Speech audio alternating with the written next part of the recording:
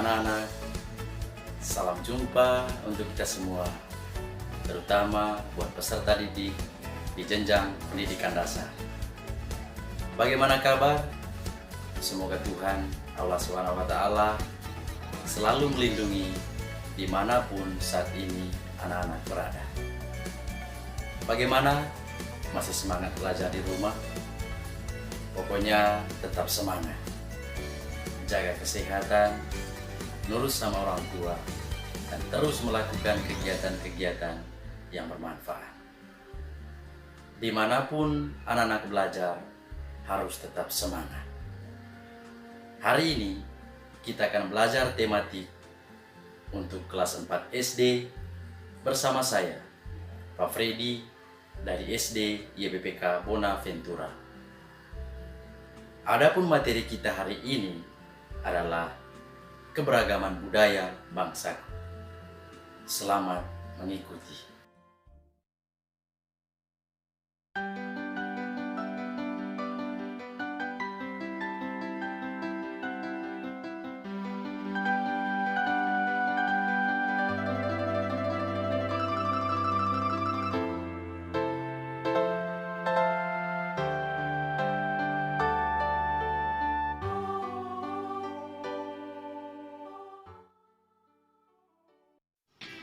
Baik anak-anak, sebelum kita mulai, coba perhatikan gambar berikut ini ya.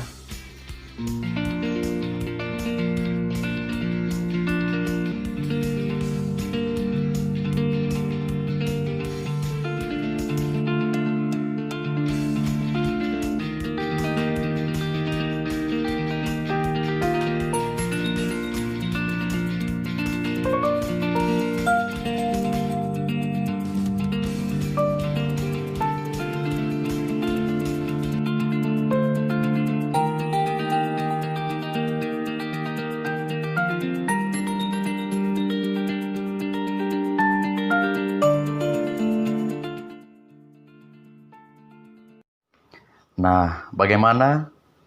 Apakah anak-anak tahu maksud dari gambar yang sudah ditayangkan tadi? Keberagaman di Indonesia. Indonesia dikenal memiliki kekayaan dan keberagaman budaya. Nah, apakah anak-anak tahu berapa jumlah provinsi di Indonesia saat ini? Ya, tepat sekali. Ada 34 provinsi. Kekayaan dan keberagaman itu terdiri atas berbagai suku bangsa, pakaian adat, rumah adat, bahasa, tarian daerah, makanan tradisional, dan agama. Kekayaan tersebut perlu kita ketahui agar kita semakin cinta dan bangga terhadap tanah air, yaitu Indonesia. Berikut ini adalah keberagaman budaya yang ada di Indonesia. Yang pertama, suku bangsa. Di Indonesia terdapat lebih dari 300 kelompok suku bangsa. Dalam satu pulau, bisa terdapat beberapa suku bangsa. Misalnya di Pulau Jawa, terdapat suku Sunda, suku Betawi, suku Jawa, suku Samin, suku Baduy, dan suku Tengger. Lalu, bagaimana dengan suku-suku yang ada di provinsi kita, Papua? Apakah anak-anak tahu? Ya, ada suku Asmat, suku Arfak, suku Arguni, suku Avori, suku Bedoanas, dan seterusnya.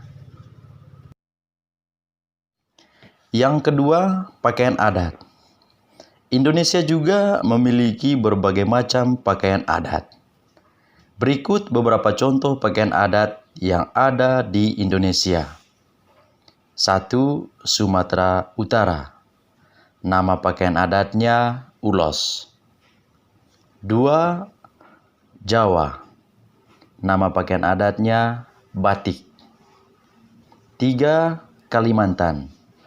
Nama pakaian adatnya King Baba. 4. Sulawesi. Nama pakaian adatnya Bodo. 5. NTT. Nama pakaian adatnya Songke. 6. Bali. Nama pakaian adatnya Payas Agung. 7. Papua. Nama pakaian adatnya Holim. Yang ketiga, rumah adat. Bentuk rumah adat bermacam-macam. Berikut adalah contohnya. 1. Papua. Nama rumah adatnya Honai. 2. Sumatera Barat. Nama rumah adatnya Rumah Gadang. 3. Jawa. Nama rumah adatnya Rumah Kebaya. 4. NTT. Nama rumah adatnya Baruniang. 5. Bali. Nama rumah adatnya Aling-aling. Yang keempat, bahasa. Adapun bahasa yang terdapat di Indonesia, misalnya Papua, nama bahasanya Foya. Sumatera Utara, bahasa Batak. Kalimantan, nama bahasanya Bahau. Bali, nama bahasanya Bail Baku. Yang kelima, tarian daerah. Jenis tari di Indonesia sangat banyak. Contohnya, tari kecak dari Bali.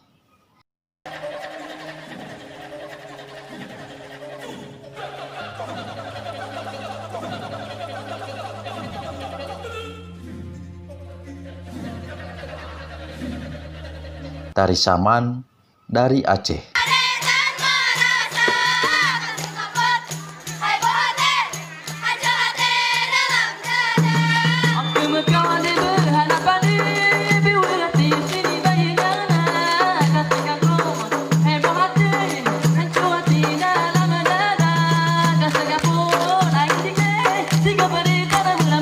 Tari topeng dari DKI Jakarta.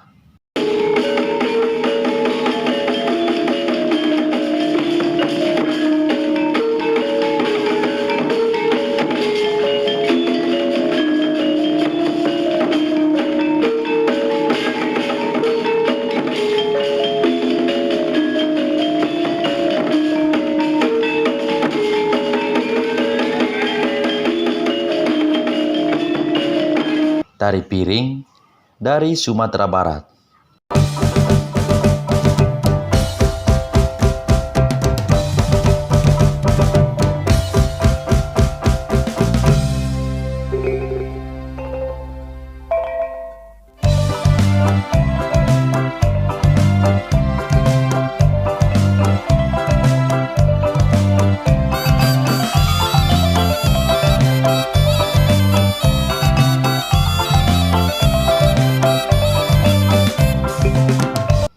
Tari kipas dari Sulawesi Selatan.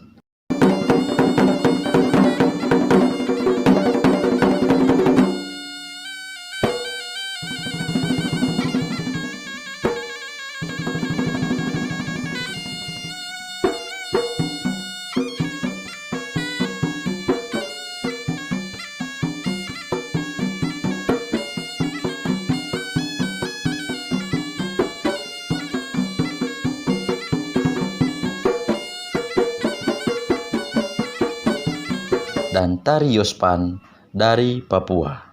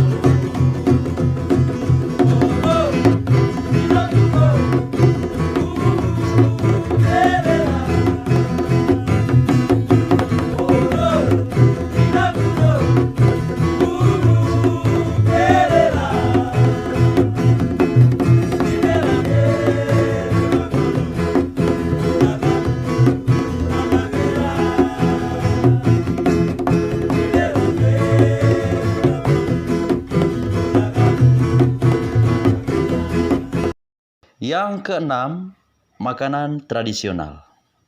Berikut ini adalah contoh makanan tradisional di Indonesia. 1. Sate Padang dari Sumatera Barat. 2.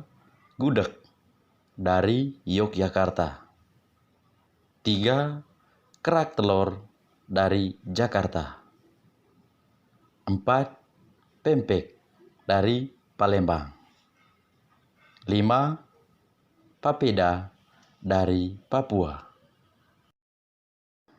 Yang ketujuh, agama. Agama juga termasuk salah satu bentuk keberagaman budaya di negara kita.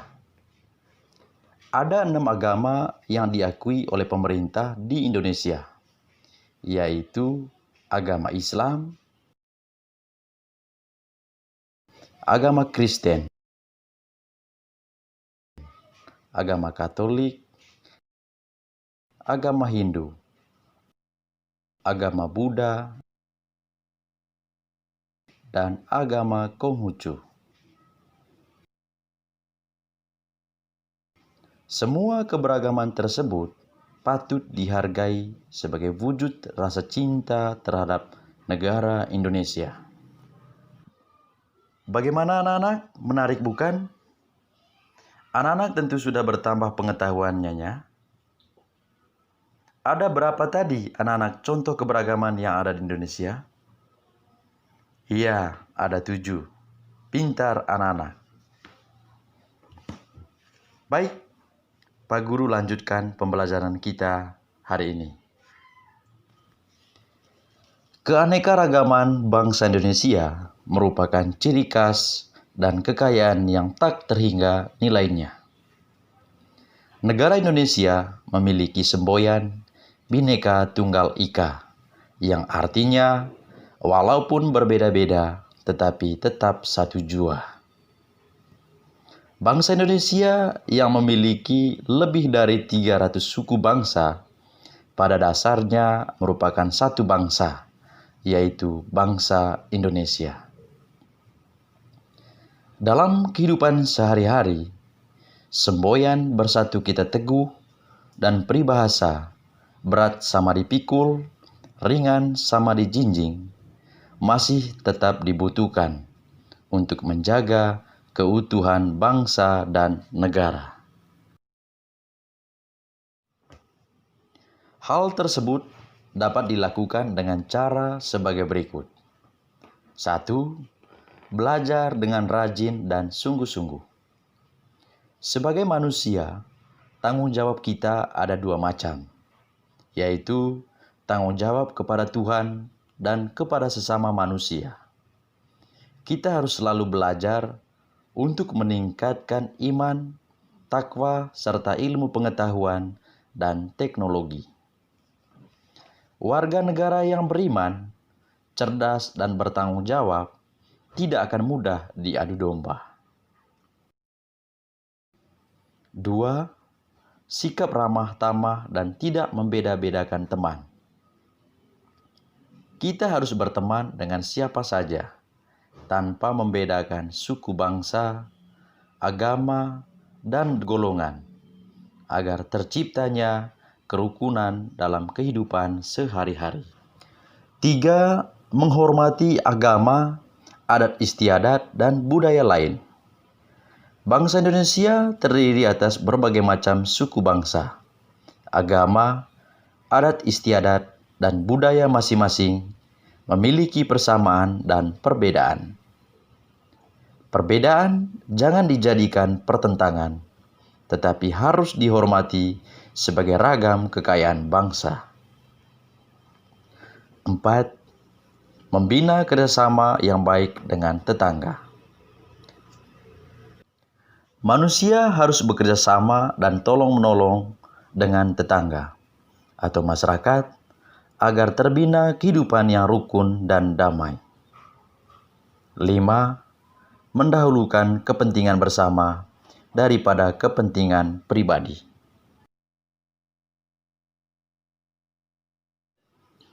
Persatuan dan kesatuan dalam keberagaman.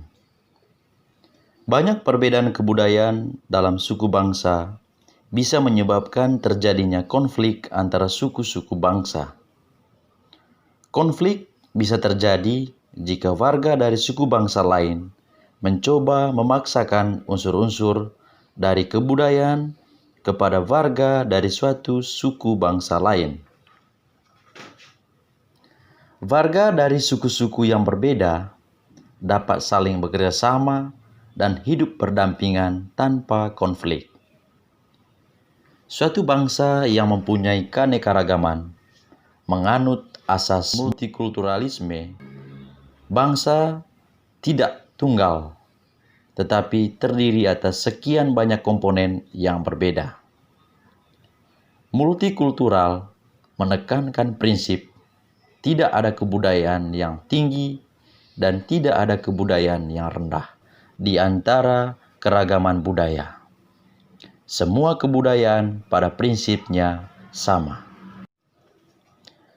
Asas itu pula yang diambil oleh bangsa Indonesia yang kemudian dirumuskan dengan semboyan Bhinneka Tunggal Ika. Bhinneka Tunggal Ika adalah alat pemersatu bangsa.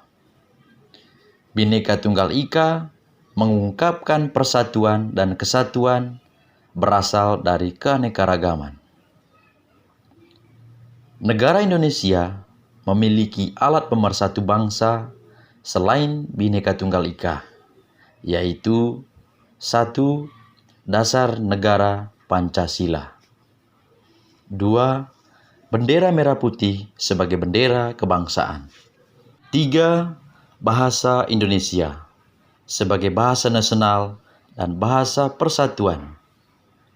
4. Lambang negara burung Garuda. 5. Lagu kebangsaan Indonesia Raya. 6. Lagu-lagu perjuangan. Masih banyak alat pemersatu bangsa yang sengaja diciptakan agar persatuan dan kesatuan bangsa tetap terjaga. Persatuan dalam keragaman harus dipahami oleh setiap warga masyarakat agar dapat mewujudkan hal-hal sebagai berikut. 1. Kehidupan yang serasi, selaras, dan seimbang. 2. Pergaulan antar sesama yang lebih akrab. 3. Perbedaan yang ada tidak menjadi sumber masalah. 4. Pembangunan berjalan lancar. Adapun sikap yang perlu dikembangkan untuk mewujudkan persatuan dalam keragaman, yaitu 1. Tidak memandang rendah suku atau budaya lain.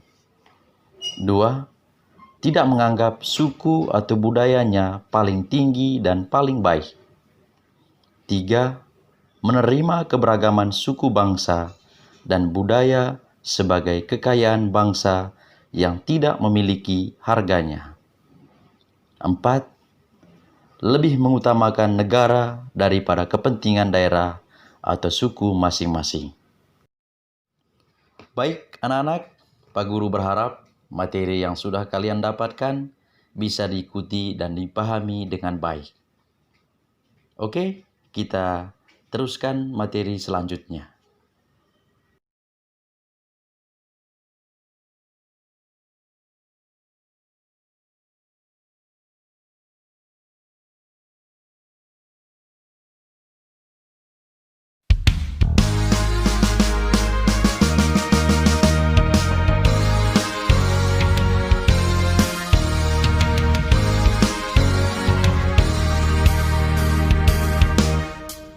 Negeriku Indonesia, sungguh indah alamnya, kaya akan budaya, beragam suku bangsanya.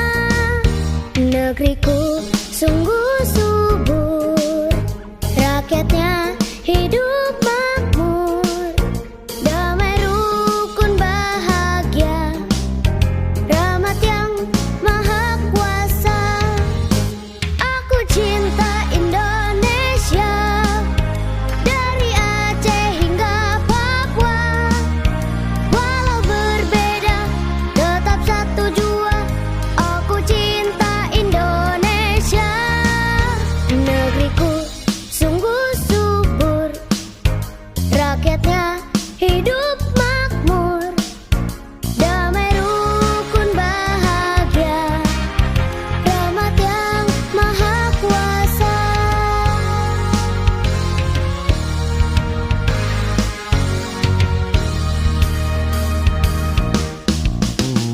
Negeriku Indonesia, sungguh indah alamnya, kaya akan budaya, beragam suku bangsanya.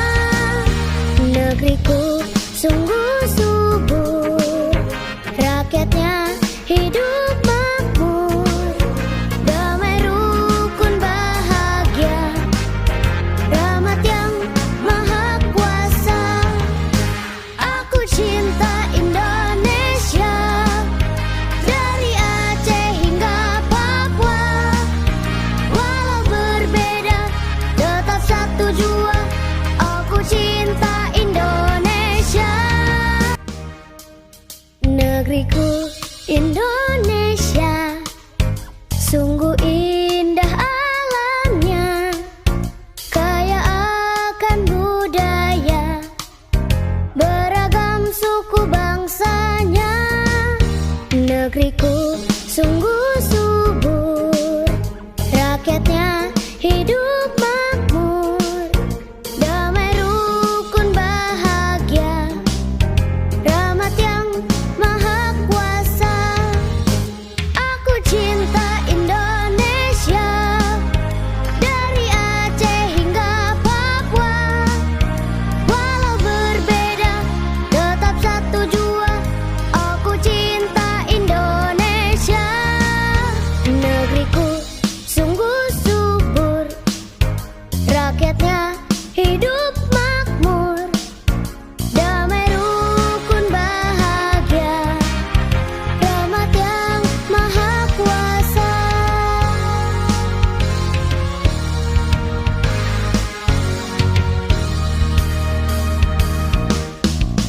Negeriku Indonesia, sungguh indah alamnya, kaya akan budaya, beragam suku bangsanya.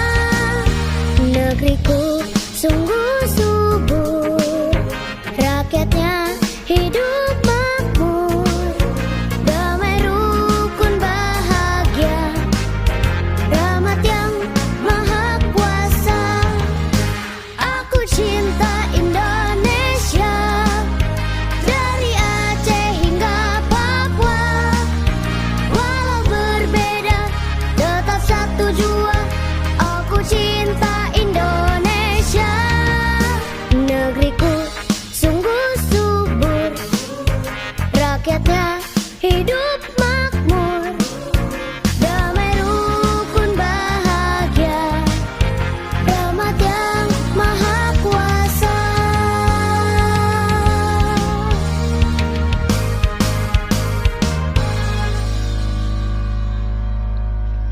Gagasan pokok dalam sebuah paragraf.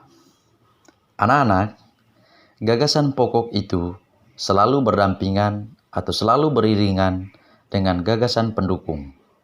Artinya, setiap ada gagasan pokok, selalu ada gagasan pendukung di dalamnya. Kalian pasti sudah sering kali membaca buku, bukan? Misalnya, membaca buku cerita, membaca buku dongeng, membaca majalah, membaca koran, bahkan membaca buku pelajaran kalian sehari-hari yang dibawa di sekolah. Pada buku cerita, pasti terdapat di dalamnya sebuah paragraf.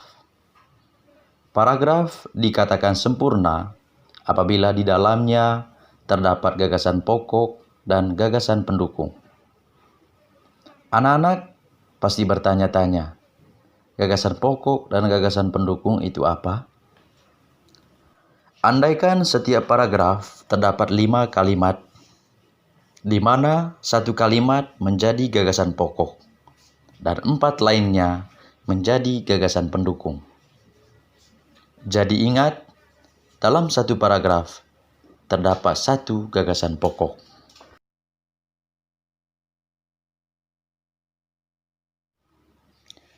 Apa yang dimaksudkan dengan gagasan pokok?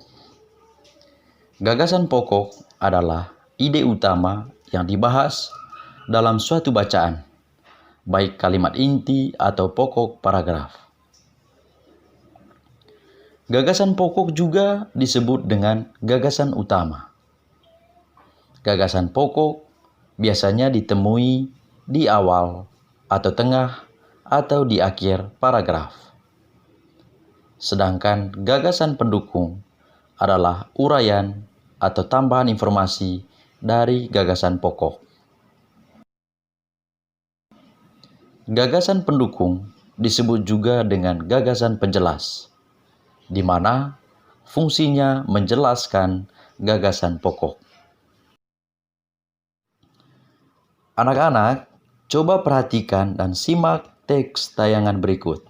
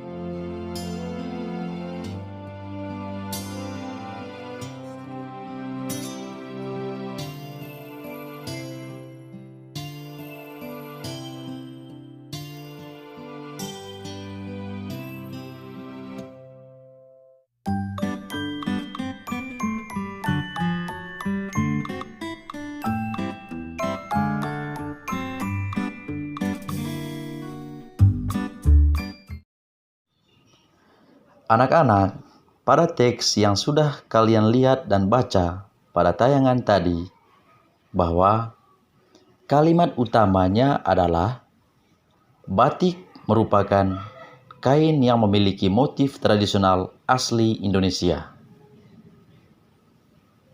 Kalimat penjelasnya, 1. Kain batik dihasilkan dengan cara dilukis atau dicetak menggunakan malam atau lilin yang dipanaskan. 2. Kain batik berasal dari Pulau Jawa. 3. Seiring dengan berkembangnya waktu, batik tidak hanya di Pulau Jawa. 4. Beberapa daerah di luar Pulau Jawa juga menggunakan batik sebagai pakaian tradisional, misalnya batik Bali. Berdasarkan kalimat utama dan kalimat penjelas tersebut, dapat ditentukan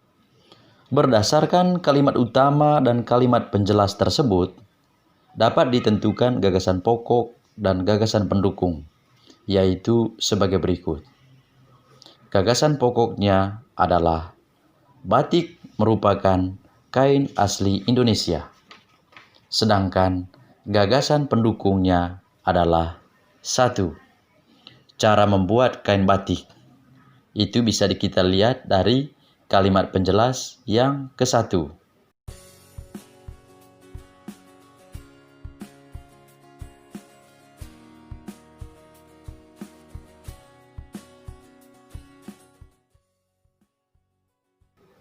2. Tempat asal kain batik. Itu juga kita bisa lihat dari kalimat penjelas yang ke-2.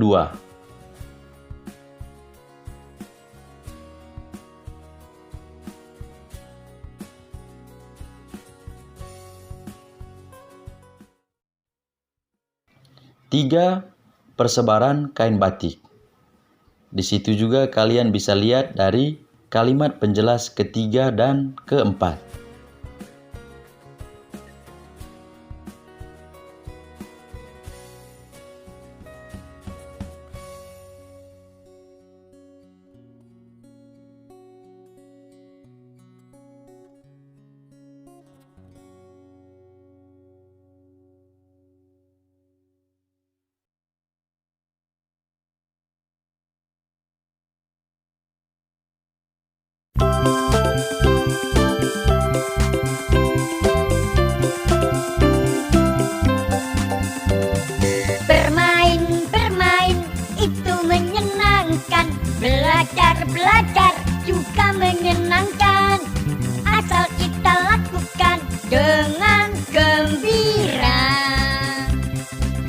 Senangnya belajar biar pintar, jadi hebat kalau sudah besar.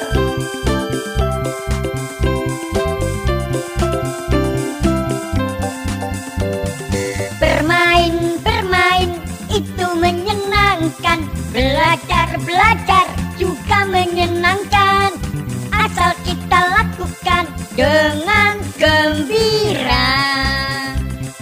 Senangnya belajar biar pintar, jadi hebat kalau sudah besar. Bermain itu menyenangkan, belajar juga menyenangkan, asal kita lakukan dengan gembira.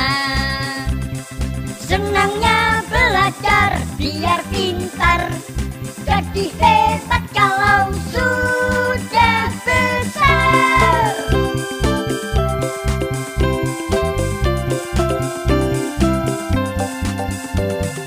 Bermain itu menyenangkan, belajar juga menyenangkan, asal kita lakukan dengan gembira. Senangnya belajar biar pintar, jadi hebat kalau sudah besar.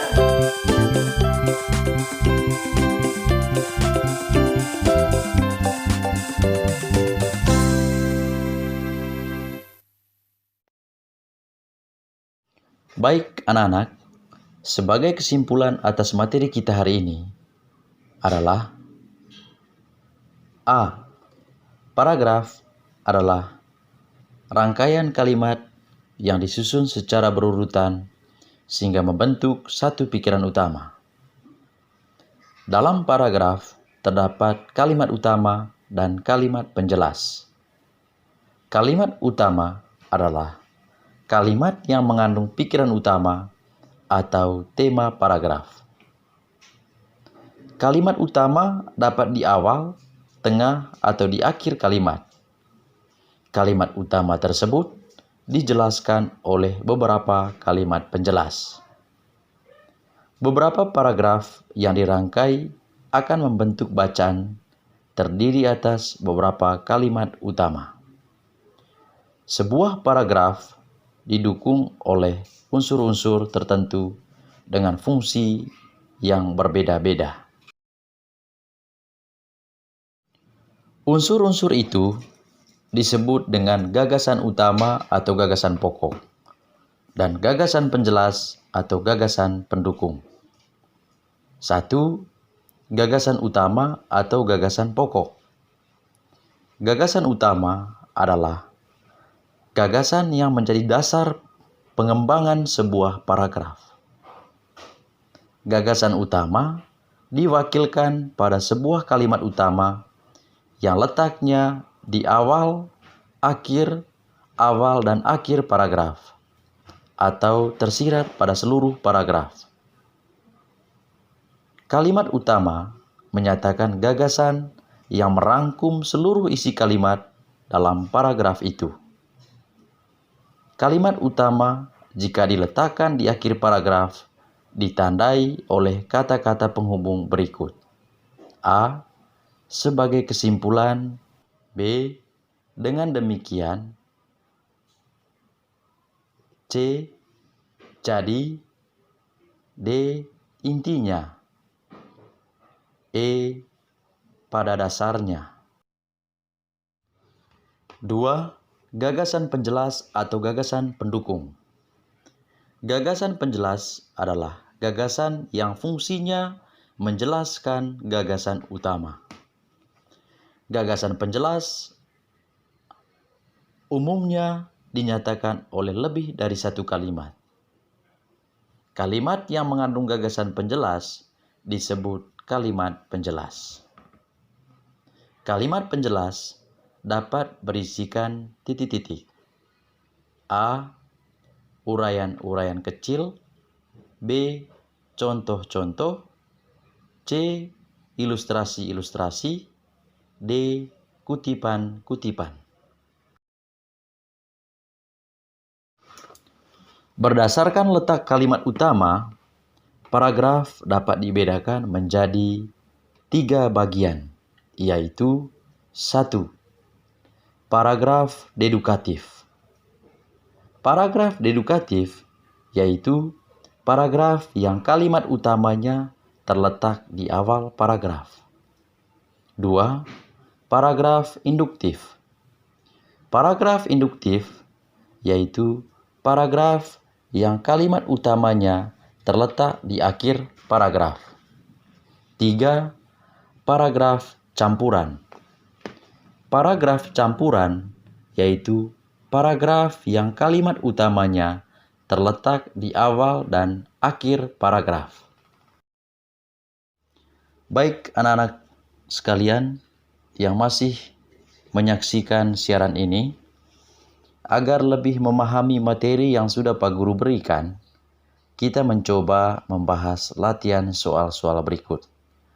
Perhatikan soal berikut ini.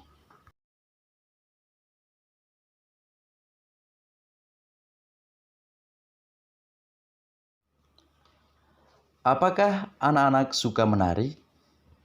Pasti anak-anak ada yang suka, ada yang tidak.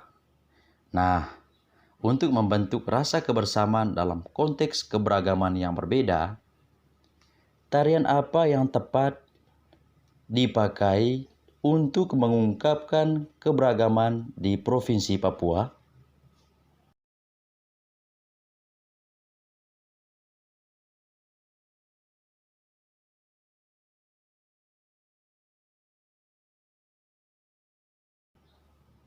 Nah, benar. Tarian Yospan. Tarian ini mengungkapkan pergaulan antara persahabatan kaum muda-mudi. Yospan bentuk akronim dari kata Yosim Pancar. Ini juga adalah unsur keberagaman dari budaya.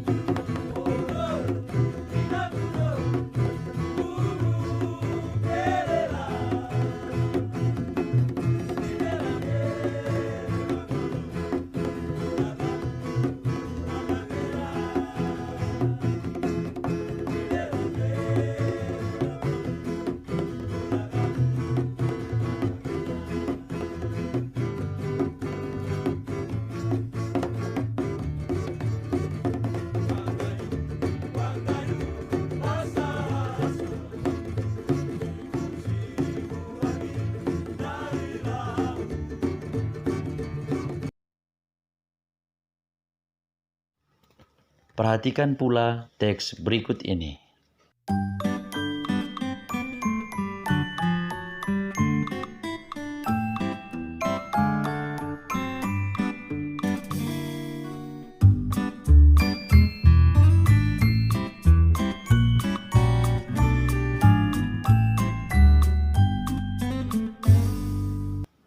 Apakah gagasan utama dari paragraf tersebut?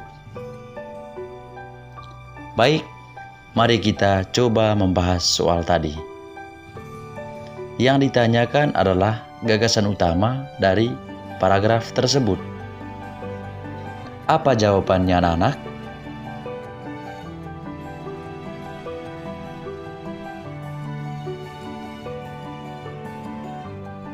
Iya, tepat sekali.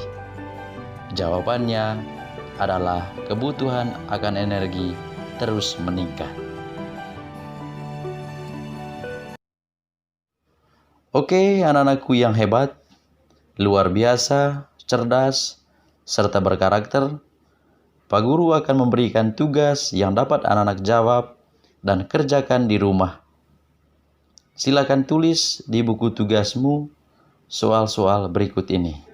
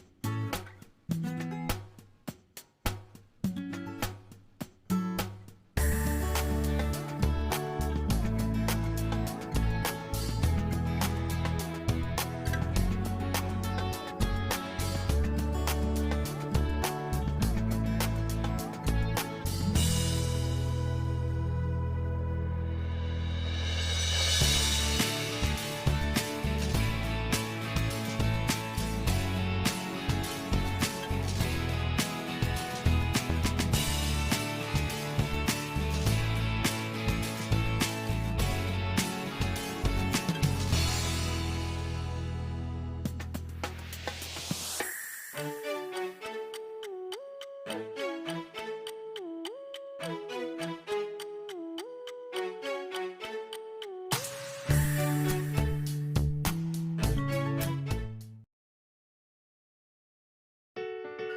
anak-anak, kita sudah mempelajari materi kita hari ini. Semoga bermanfaat untuk anak-anak sekalian. Jangan lupa gelar semangat. Salam sehat, salam kuat, dan tetap semangat. Semangat untuk belajar, semangat untuk mencari ilmu, dan ingin tahu hal-hal yang baru. Sampai jumpa pada pertemuan selanjutnya. Terima kasih. Salam literasi.